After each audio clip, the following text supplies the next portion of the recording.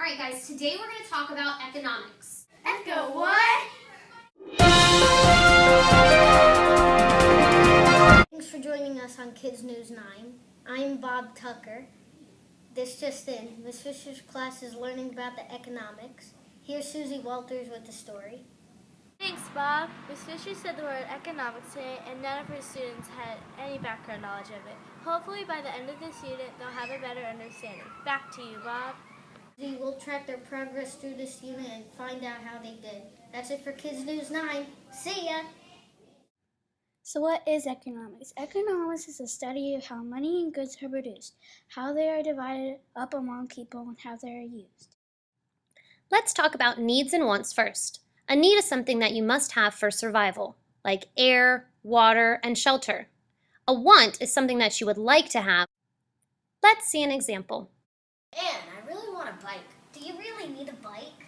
You don't need a bike to live. You just want the bike. Okay, I guess I'll save my money. Why isn't the bike a need? If you said because the bike isn't needed for survival, you were correct. Now on to goods and services. Goods are items that are for sale, like groceries, books, and services is work that is provided for someone else, like a mechanic or a teacher. Let's see an example of goods and services. I'm hungry. Welcome to McDonald's. Can I have a Big Mac, please? Can I have some chicken nuggets? That'll be $5. Can you guess what the goods and the service was? If you said the goods were the hamburger and chicken nuggets, then you're correct, because those were the items being sold. McDonald's was the service because they provided me with food. Consumers and producers. A consumer is someone who purchases a good or a service, just like you and I when we walk into a store and buy something. A producer is someone who makes or sells goods or services. So like a car factory would be a producer, or the store clerk would be a producer. Let's see an example of that. I'm so excited for the candy store.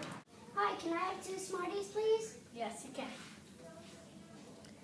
That makes Sean producer and him the consumer. Yeah, that's right. That'll be $1.50. That's the perfect amount of money. Have a good day. How is the candy store owner a producer?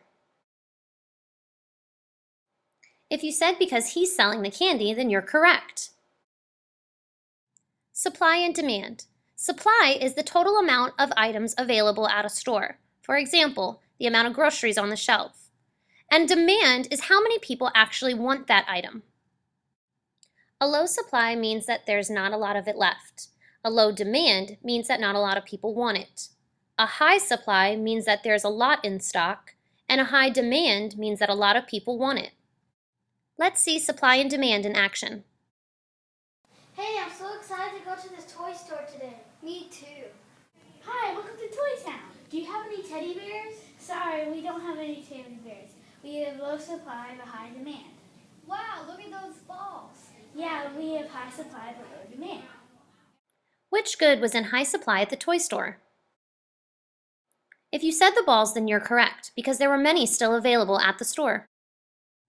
Budget, income, and expenses. A budget is a plan for saving and spending money. Income is the amount of money that you earn, and expenses are anything that you spend money on. Let's see an example. Hey, you want to go to the Apple Store? Sure. Hey, Marin, look at the new iPhone 5. I thought you had a budget for $50. The iPhone 5 is $200. I just need more choice for a bigger income. Well, now that I think about it, I need enough money for my expenses, like my needs. I guess you don't need the iPhone 5. Let's go home. Why is keeping a budget important? A budget will keep you from spending too much money on your wants. It's important to purchase your needs before your wants.